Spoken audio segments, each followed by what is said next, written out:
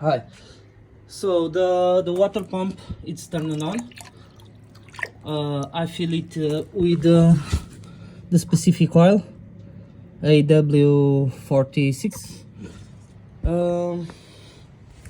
When I turn it on with the screws, okay, I will try.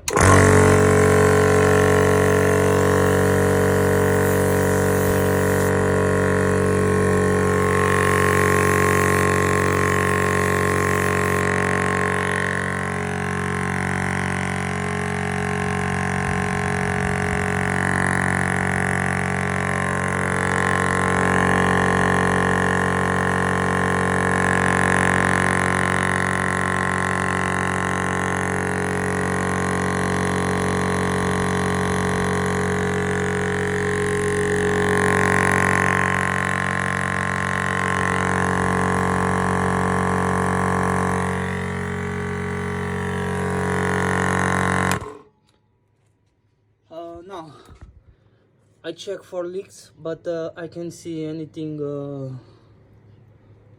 leaking. If I will open the valve. Now this one,